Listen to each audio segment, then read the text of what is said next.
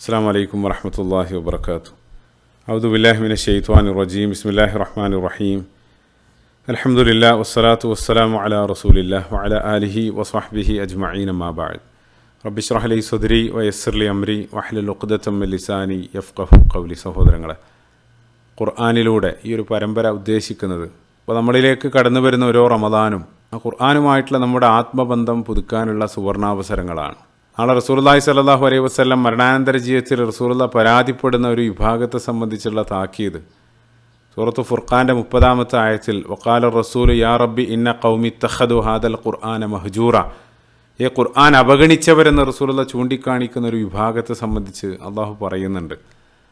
അപ്പോൾ അവർ ഖുർആൻ അവഗണന എന്ന് പറയുമ്പോൾ ഖുർആൻ നൽകിയതിൻ്റെ ഉദ്ദേശം ലിയദ്ദബ്ബറു ആയാതിഹി, ആയത്തുകളെ സംബന്ധിച്ച് തദബ്ബുർ, ആ രൂപത്തിൽ ആഴത്തിൽ ചിന്തിക്കാനും പഠിക്കാൻ, ആ രൂപത്തിൽ പഠിക്കുന്ന സമയത്ത് മാത്രമാണ് ഖുർആൻ ഒരാളുടെ ജീവിതത്തിൽ സ്വാധീനം ചെലുത്തുക. അതല്ലാതെ കേവലം ഒരു ഗ്രന്ഥമായിട്ട്. ഇപ്പോൾ ബനു ഇസ്രായേലിനെ സംബന്ധിച്ച് അള്ളാഹു സുബ്ഹാനഹു വ തആല പരിശുദ്ധ ഖുർആനിൽ കമസലിൽ ഹിമാരി യഹ്മിലു അസ്ഫാറ, ഗ്രന്ഥങ്ങൾ ചുമക്കുന്ന കഴുതകളെന്ന് അള്ളാഹു വിശേഷിപ്പിക്കുന്നുണ്ട്. കാരണം അതിനകത്തുള്ളതറിയാതെ അല്ലെങ്കിൽ അത് ജീവിതത്തിൽ സ്വാധീനം ചെലുത്താത്ത ആ രൂപത്തിൽ അവരെ ഗ്രന്ഥം കൊണ്ടു നടന്നു എന്നുള്ളതാണ്. ഖുർആനുമായിട്ടുള്ള ബന്ധം, ആത്മബന്ധം, അത് നമ്മൾ ഓരോ സമയത്തും ആ ഖുർആനെ സമീപിക്കുന്ന സമയത്തെല്ലാം വ്യത്യസ്ത രൂപത്തിൽ ഖുർആൻ നമുക്ക് നൽകിക്കൊണ്ടേയിരിക്കും എന്നുള്ളതാണ്. ഇപ്പോൾ ഇവിടെ ഇൻഷാ അല്ലാഹ് നമ്മൾ ഉദ്ദേശിക്കുന്നത്, ഇപ്പോൾ പരിശുദ്ധ ഖുർആനെ അത് ഓതാനുള്ള അല്ലെങ്കിൽ ഒരു മാസം ഓതി തീർക്കാനുള്ള സൗകര്യാർത്ഥത്തിനെല്ലാം വേണ്ടി അതിനെ 30 ജുസുകൾ അല്ലെങ്കിൽ അജ്സാകളാക്കി വിഭജിച്ചിട്ടുണ്ട്. അത് റസൂലുള്ളാഹിന്റെ കാലത്തല്ല, പിൻകാലഘട്ടത്തിൽ താബികൾ അല്ലെങ്കിൽ തബാ താബികളുടെ കാലം മുതൽ ആ രൂപത്തിൽ ഖുർആനെ വിഭജിച്ചതായിട്ട് കാണാൻ സാധിക്കും. ഇപ്പോൾ ഓരോ ജുസുയിലൂടെ അതിൻ്റെ മൊത്തത്തിലുള്ള ഒരു ഓവർവ്യൂ അല്ലെങ്കിൽ അതിലെ പ്രധാനപ്പെട്ട ചില ഭാഗങ്ങൾ ഹൈലൈറ്റ് ചെയ്തുകൊണ്ട് മുന്നോട്ട് പോകുക എന്നുള്ളത്, സ്വാഭാവികമായിട്ട് അത് മുഴുവൻ വിശകലനം ചെയ്യുക അല്ലെങ്കിൽ അത് കവർ ചെയ്യുക എന്നുള്ളത് മണിക്കൂറുകളുടെ വിശകലനം ആവശ്യമുണ്ട്. അപ്പോൾ ഇവിടെ കേവലം അതിലേക്ക് അതിനെ സംബന്ധിച്ച് ചിന്തിക്കാൻ അല്ലെങ്കിൽ ആ ഒരു ഭാഗം പാരായണം ചെയ്യാനും ചിന്തിക്കാനെല്ലാമുള്ള ഒരു സ്പാർക്ക് അല്ലെങ്കിൽ ഒരു പ്രചോദനം എന്നുള്ള നിലക്ക് ചില കാര്യങ്ങൾ ഹൈലൈറ്റ് ചെയ്തുകൊണ്ടായിരിക്കും നമ്മൾ മുന്നോട്ട് പോവുക. അപ്പോൾ അതിൽ ഒന്നാമത്തെ ജുസ് നമുക്കെല്ലാം സുപരിചിതമായിട്ടുള്ള സൂറത്തുൽ ഫാത്തിഹ മുതൽ സൂറത്തുൽ ബഖറയുടെ 141 വരെയുള്ള ആയത്തുകളാണ്. അപ്പോൾ ഫാത്തിഹയെ സംബന്ധിച്ച് മാത്രം തന്നെ ഇപ്പോൾ നമ്മൾ റമദാനിൽ മുഴുവൻ സംസാരിച്ചാലും തീരാത്തത്ര വിശാലമായിട്ടുള്ളതാണ്. ആ ഖുർആനിലേക്കുള്ള ഒരു ഓപ്പണിംഗ്, ഒരു കവാടം, ആ ഒരു അർത്ഥത്തിൽ തന്നെയാണ് ആ ഫാത്തിഹ എന്നുള്ള പദം പോലും. അതായത് ചില പണ്ഡിതന്മാർ മൊത്തം ഖുർആൻ ആ ഫാത്തിഹയുടെ തഫ്സീർ അല്ലെങ്കിൽ ആ ഖുർആനിലേക്കുള്ള ഒരു ഇൻട്രൊഡക്ഷനായിട്ടാണ് ആ ഫാത്തിഹ എന്ന് ആ വിശാലമായിട്ടുള്ള ഒരു ആശയങ്ങൾ ഉൾക്കൊള്ളുന്ന ആ ഒരു അധ്യായം തന്നെ കടന്നു വരുന്നത്. അതുകൊണ്ടാണ് ആ ഒരു അധ്യായത്തെ ഉമ്മുൽ ഖുർആൻ അല്ലെങ്കിൽ ഉമ്മുൽ കിതാബ് എന്നെല്ലാം വിശേഷിപ്പിക്കാനുള്ള കാരണം. അപ്പോൾ സൂറത്തുൽ ഹിജ്റിൻ്റെ 87-ാമത്തെ വചനത്തിൽ ആ ഫാത്തിഹയെ സംബന്ധിച്ച് വലഖദ് ആതൈനാക സബഅൻ മിനൽ മസാനി വൽ ഖുർആനിൽ അലീം അള്ളാഹു പറയുന്നുണ്ട്. ആവർത്തിച്ച് പാരായണം ചെയ്യപ്പെടുന്ന 7 വചനങ്ങളും ഖുർആനും, അതായത് അതിനെ രണ്ടും സെപ്പറേറ്റ് ചെയ്തിട്ടാണ് അള്ളാഹു സുബ്ഹാനഹു വ തആല പറയുന്നുണ്ട്. അപ്പോൾ അത്രയേറെ വിശാലമായിട്ടുള്ള ആശയങ്ങൾ ഉൾക്കൊള്ളുന്ന ഒരു അധ്യായമാണ് സൂറത്തുൽ ഫാത്തിഹ. പലപ്പോഴും അതിൻ്റെ ആശയങ്ങൾ ഉൾക്കൊള്ളാതെയാണ് നമ്മൾ ദിനേന പാരായണം ചെയ്തുകൊണ്ടിരിക്കുന്നത്. സബഅൻ മിനൽ മസാനി, ആവർത്തിച്ച് പാരായണം ചെയ്യപ്പെടുന്ന 7 വചനങ്ങളെന്ന് അള്ളാഹു അതിനെ വിശേഷിപ്പിക്കുന്നുണ്ട്. അപ്പോൾ നമ്മൾ ചിന്തിക്കുകയാണെങ്കിൽ ഓരോ മുസ്ലിങ്ങളും ലോകത്ത് മിനിമം അത് 17 അല്ലെങ്കിൽ 20-ലധികം തവണ ഓരോ ദിവസവും നമ്മളത് പാരായണം ചെയ്തുകൊണ്ടിരിക്കുകയാണ്. അത് നമ്മൾ ഒരു മാസത്തിൽ അല്ലെങ്കിൽ ഒരു വർഷത്തിൽ ലോകത്തുള്ള ബില്യൺ കണക്കിന് മുസ്ലിങ്ങൾ അത് ഈ രൂപത്തിൽ ആവർത്തിച്ച് പാരായണം ചെയ്തുകൊണ്ടിരിക്കുകയാണ് 14 നൂറ്റാണ്ടുകളായിട്ട്. അത്രയേറെ ആവർത്തിച്ച് പാരായണം ചെയ്യപ്പെടുന്ന മറ്റേതെങ്കിലും ഒരു മന്ത്രങ്ങളോ സ്തുതിഗീതങ്ങളോ ലോകത്ത് മറ്റൊന്നും കാണാൻ സാധ്യമല്ല. അള്ളാഹു അതിനെ ആവർത്തിച്ച് പാരായണം ചെയ്യപ്പെടുന്നതെന്നല്ല വിശേഷിപ്പിക്കുന്നതിലുള്ള യുക്തിയെല്ലാം സുബ്ഹാനല്ലാഹ് നമ്മൾ ചിന്തിക്കേണ്ടതാണ്. അപ്പം അതിൻ്റെ ആദ്യ വചനം, ആ ഖുർആൻ്റെ ആരംഭം തന്നെ ഏതൊരാളെയും ആഴത്തിൽ ചിന്തിപ്പിക്കുന്ന രൂപത്തിൽ അതിമനോഹരമായിട്ടാണ് ആ ഗ്രന്ഥം ആരംഭിക്കുന്നത് തന്നെ. അൽഹംദുലില്ലാഹി റബ്ബിൽ ആലമീൻ, സർവ്വസ്തുതിയും ലോകങ്ങളുടെ രക്ഷിതാവായിട്ടുള്ള അള്ളാഹുവിനാണ്. അപ്പോൾ നമ്മളവിടെ സ്തുതി എന്ന് പരിഭാഷപ്പെടുത്താറുണ്ടെങ്കിലും അൽഹംദുലില്ലാ എന്നുള്ള പദം തന്നെ മണിക്കൂറുകളുടെ വിശകലനം ആവശ്യമുള്ള രൂപത്തിൽ ഹംദ് എന്നുള്ള പദത്തിന് പ്രധാനമായിട്ട് 2 അർത്ഥങ്ങൾ അല്ലെങ്കിൽ 2 കാര്യങ്ങളുടെ മിശ്രിതമാണ് ഹംദ് സൂചിപ്പിക്കുന്നത്. ഒന്ന് അസന അല്ലെങ്കിൽ മദ്ഹ്, ആ വാഴ്ത്തൽ, അതേപോലെ തന്നെ രണ്ടാമതായിട്ട് ശുക്ർ, നന്ദി. ആ രണ്ടിനും അർഹനായിട്ടുള്ളവൻ ആ പ്രപഞ്ചനാഥനായിട്ടുള്ള അള്ളാഹു മാത്രമാണ്. അപ്പോൾ അതാണ് നമ്മൾ തുടക്കത്തിൽ തന്നെ പറയുന്നത്, എല്ലാ വാഴ്ത്തലിനും വാഴ്ത്തപ്പെടാൻ അർഹനായിട്ടുള്ള ജെന്യൂനായിട്ട് അർഹനായവൻ ആ പ്രപഞ്ചനാഥനായിട്ടുള്ള അള്ളാഹു മാത്രമാണ്. അപ്പോൾ നമ്മൾ മറ്റൊരാളെ പുകഴ്ത്തുന്ന അല്ലെങ്കിൽ വാഴ്ത്തുന്ന സമയത്ത് ഒരാളുടെ സൗന്ദര്യത്തെ ഞാൻ പുകഴ്ത്തുകയാണെങ്കിൽ ആ സൗന്ദര്യം അയാളുടെ മിടുക്കൊണ്ട് ലഭിച്ചതല്ല, അത് അള്ളാഹു നൽകിയതാണ്. ഏതൊരു കഴിവും അല്ലെങ്കിൽ നമുക്ക് ലഭിക്കുന്നതെല്ലാം നൽകപ്പെട്ടതാണ്. പക്ഷെ അള്ളാഹു അതിൽ നിന്നെല്ലാം മുക്തനായിട്ട് ആ ജെന്യൂനായിട്ട് അർഹനായവൻ അത് അള്ളാഹു മാത്രമാണെന്നുള്ളത്. നമ്മളാരും അള്ളാഹുവിനെ വാഴ്ത്തിയിട്ടില്ലെങ്കിലും അതിനർഹനായവൻ. അതുകൊണ്ടാണ് സൂറത്ത് റഹ്മാനിൽ കുല്ലുമൻ അലൈഹ ഫാൻ വയബഖ വജുഹു റബ്ബിക ദുൽ ജലാലി വൽ ഇക്റാം, എല്ലാം നശിച്ചാലും അള്ളാഹിൻ്റെ ആ ജലാൽ ഇസ്സത്ത് അത് അതേ രൂപത്തിൽ അവശേഷിക്കും എന്നുള്ളത്. അതായത് മറ്റൊരാൾ വാഴ്ത്തിയിട്ടില്ലെങ്കിലും അതിന് സമ്പൂർണ്ണനായ അർഹനായവൻ അത് അള്ളാഹു മാത്രമാണെന്നുള്ളത്. അത് നമ്മൾ എത്ര വാഴ്ത്തിയാലും റസൂലുള്ളാഹി സ്വല്ലല്ലാഹു അലൈഹി വസല്ലം ഹദീസിലും ല ഉഹ്സി സനാ അലൈക അൻത കമാ അസ്നൈത അലാ നഫ്സിക, ഞങ്ങൾ എത്ര വാഴ്ത്തിയാലും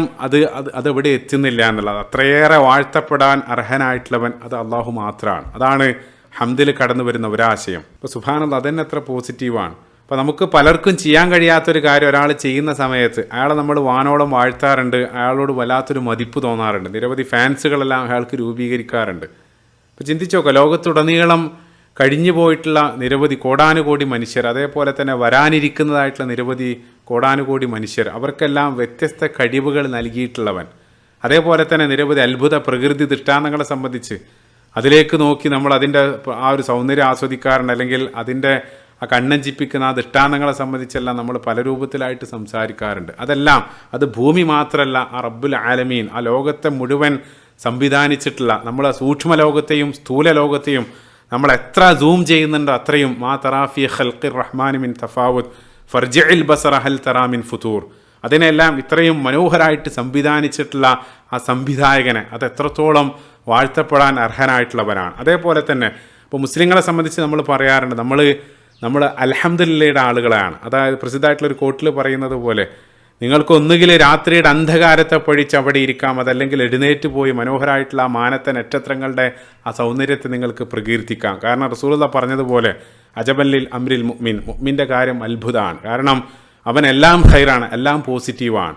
സദാസമയത്തും ഏതൊരു നെഗറ്റീവ് സാഹചര്യത്തിലും ആ പോസിറ്റീവിലേക്ക് ഫോക്കസ് ചെയ്യുന്നവരായിരിക്കും വിശ്വാസികൾ. കാരണം ഏതൊരു അന്ധകാരത്തിലും അവന് സ്വയം പ്രകാശിക്കുന്നവനായിരിക്കും. കാരണം അവന് നൽകപ്പെട്ട അനുഗ്രഹങ്ങളിലേക്ക് അവന് ഫോക്കസ്. അതുകൊണ്ട് തന്നെ നന്ദിയുള്ള ഹൃദയങ്ങളുടെ ഉടമകളായിരിക്കും അവർ. അതാണ് ഹംദിൻ്റെ രണ്ടാമത്തെ അർത്ഥമായിട്ട് കടന്നു വരുന്ന ആ ശുക്ർ. അപ്പോൾ നമുക്ക് ലഭിച്ചിട്ടുള്ള, നമ്മൾ ആസ്വദിച്ചുകൊണ്ടിരിക്കുന്ന സർവ്വതും അത് ഏതെങ്കിലും ഒരു കഴിവല്ല, മറിച്ച് അടിസ്ഥാനപരമായിട്ട് നമ്മുടെ നിലനിൽപ്പിനെ, നമ്മുടെ ആ ജീവനെന്നെ അള്ളാഹുവിനോട് നമ്മൾ കടപ്പെട്ടിരിക്കുകയാണ്. അപ്പോൾ നമ്മുടെ ഓരോ ശ്വാസവും പറയാറുള്ളത് പോലെ ജീവനുള്ള സർവ്വതും അള്ളാഹിൻ്റെ ആ വെന്റിലേറ്ററിലാണ്. അവനെ ഡിസ്കണക്ട് ചെയ്യുന്നതോടുകൂടി അവരുടെ കാലാവധി തീരുകയാണ്. അല്ലദീ ഖലഖൽ മൗത വൽ ഹയാത്ത്. ഈ അനുഗ്രഹങ്ങൾ ഇൻ തഅദു നിഅമത്തുല്ലാഹി ലാ തുഹ്സുഹ, അനുഗ്രഹങ്ങൾ നിങ്ങൾ എണ്ണിത്തിട്ടപ്പെടുത്താൻ സാധ്യമല്ലാത്ത വിധം അത്രയേറെ അനുഗ്രഹങ്ങളാണ് അള്ളാഹു മനുഷ്യർക്ക് നൽകിയിട്ടുള്ളത്. അപ്പോൾ നമുക്ക് ലഭിച്ച, അല്ലെങ്കിൽ നമ്മൾ പരാതി പറഞ്ഞുകൊണ്ടിരിക്കുന്ന പല അനുഗ്രഹങ്ങളും നിഷേധിക്കപ്പെട്ട പതിനായിരക്കണക്കിന് ആളുകളുടെ സ്വപ്നമാണ്. അത് ലഭിച്ചിരുന്നെങ്കിലെന്ന് ആഗ്രഹിക്കുന്ന നിരവധി ആളുകളുണ്ട്. ഇപ്പോൾ ഓരോ ആളുകൾക്കും വ്യത്യസ്ത രൂപത്തിലുള്ള അനുഗ്രഹങ്ങൾ, അത് വിശ്വാസി അവിശ്വാസി എന്നുള്ള വ്യത്യാസമില്ലാതെ മുഴുവൻ ആളുകൾക്കാണ് അള്ളാഹു നൽകിയത്. ഇപ്പോൾ മഴ എന്നുള്ള ഏറ്റവും വലിയ അനുഗ്രഹം അത് വിശ്വാസികൾക്ക് മാത്രമല്ല, മുഴുവൻ ആളുകൾക്ക് അള്ളാഹു നൽകി ദുനിയാവിൽ. കാരണം അടുത്ത ആയത്തിൽ ഫാത്തിഹയിൽ ആദ്യമായിട്ട് അള്ളാഹു ഹൈലൈറ്റ് ചെയ്യുന്ന അവൻ്റെ നാമം അർ റഹ്മാൻ എന്നുള്ള നാമമാണ്.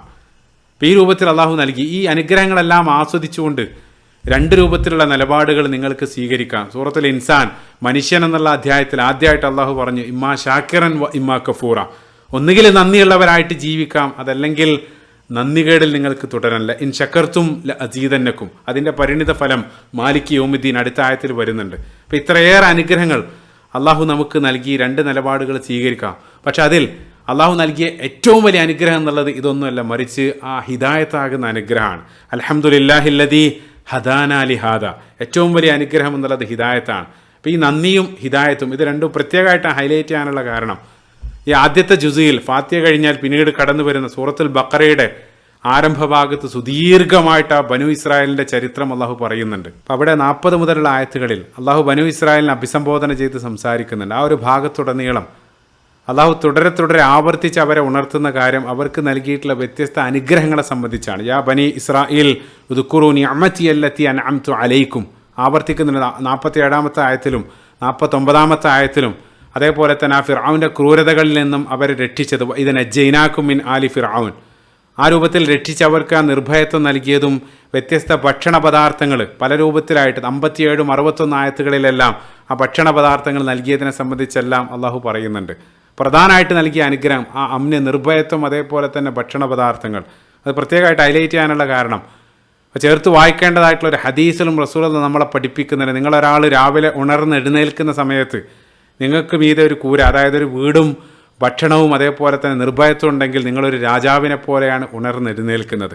അത് പരിശുദ്ധ ഖുർആൻ്റെ പ്രഥമ സംബോധിതരായിട്ടുള്ള പ്രൈമറി ഓഡിയൻസ് ആയിട്ടുള്ള ഖുറൈശികൾ അള്ളാഹു പ്രത്യേകമായിട്ട് അതും ഉണർത്തുന്നുണ്ട്. സൂറത്ത് ഖുറൈശിൽ അല്ലദീ അത്അമഹും മിൻ ജുഇൻ വ ആമനഹും മിൻ ഖൗഫ്, പ്രത്യേകമായിട്ട് ആ രണ്ട് കാര്യങ്ങൾ എടുത്തു പറയുന്നുണ്ട്. ഇപ്പോൾ ബനൂ ഇസ്രായേലിനെ സംബന്ധിച്ചിടത്തോളം ഈ അനുഗ്രഹങ്ങളെല്ലാം ആസ്വദിച്ച് ആ അനുഗ്രഹങ്ങൾക്ക് അടിമപ്പെട്ട് അനുഗ്രഹം നൽകിയവൻ മുൻഈം, ആ അനുഗ്രഹം നൽകിയവനെ മറന്ന് ധിക്കാരികളായിട്ട് നിഷേധികളായിട്ട് അവർ ജീവിച്ചു എന്നുള്ളതാണ്. പണ്ഡിതന്മാർ പറയാറുണ്ട് അബീദുൻ നഅമി കസീറൂൻ, അനുഗ്രഹങ്ങൾ ആരാധിക്കുന്നവർ അനുഗ്രഹങ്ങളുടെ അടിമകൾ ധാരാളമാണ്. ഇപ്പോൾ റസൂലുള്ള മറ്റൊരു ഹദീസിലും തഈസ അബ്ദു ദീനാർ, ദീനാറിൻ്റെ അടിമകൾ എന്ന് റസൂലുള്ള വിശേഷിപ്പിക്കുന്നുണ്ട്. അതേസമയം അബീദുൽ മുൻഈമി ഖലീലൂൻ, അതായത് ആ അനുഗ്രഹം നൽകിയവൻ്റെ അടിമകളാകുന്നവർ വളരെ കുറച്ചാളുകൾ മാത്രമാണ്. പലപ്പോഴും ആ അനുഗ്രഹങ്ങൾക്ക് അടിമപ്പെട്ട് അനുഗ്രഹം നൽകിയവനെ മറന്ന് ജീവിക്കുന്ന രൂപത്തിലുള്ള പ്രവണതകൾ. ഇപ്പോൾ ബനൂ ഇസ്രായേലിനെ സംബന്ധിച്ചിടത്തോളം ഇതെല്ലാം നൽകിയിട്ടും അള്ളാനെ മറന്ന് ധിക്കാരികളായിട്ട് നന്ദികേടിൽ അവർ ജീവിക്കുകയാണ് ചെയ്തത്. പരിശുദ്ധ ഖുർആനിൽ അതേ ജുസിൽ 52-ാമത്തെ ആയത്തിൽ സുമ്മ അഫൗന അൻകും മിൻ ബഅദി ദാലിക ലഅല്ലക്കും തഷ്കുറൂൻ, അള്ളാഹു പറയുന്നുണ്ട്. അവർ നന്ദികേടിനെ സംബന്ധിച്ച് അള്ളാഹു അവിടെയും ഹൈലൈറ്റ് ചെയ്യുന്നുണ്ട്. അത് നമ്മളായിട്ട് കണക്ട് ചെയ്യുന്ന സമയത്ത് ഇപ്പോൾ നമ്മൾ റമദാനിലാണ് സംസാരിക്കുന്നത്. നമുക്ക് ലഭിച്ചിട്ടുള്ള അനുഗ്രഹങ്ങൾ നന്ദിയോടെ ഓർക്കാനും, ഞാൻ നേരത്തെ പറഞ്ഞു ഹിദായത്താകുന്ന ഏറ്റവും വലിയ അനുഗ്രഹം അത് ലഭിച്ചത് റമദാനിലാണ്. അതുമായിട്ട് റീകണക്ട് ചെയ്യാനുള്ള ഏറ്റവും വലിയൊരു സുവർണാവസരമാണ് നമ്മുടെ മുമ്പിൽ വരുന്ന ഓരോ റമദാനും. അപ്പോൾ റമദാനെ സംബന്ധിച്ച് പറഞ്ഞ സമയത്തും അള്ളാഹു അടുത്ത ജുസിൽ 151-ാമത്തെ ആയത്തിൽ തുകബ്ബിറുല്ലാഹു അലാമ ഹദാക്കും ലഅല്ലക്കും തഷ്കുറൂൻ, അവിടെയും അള്ളാഹു പ്രത്യേകമായിട്ട് അത് ഹൈലൈറ്റ് ചെയ്യുന്നതായിട്ട് കാണാൻ സാധിക്കും.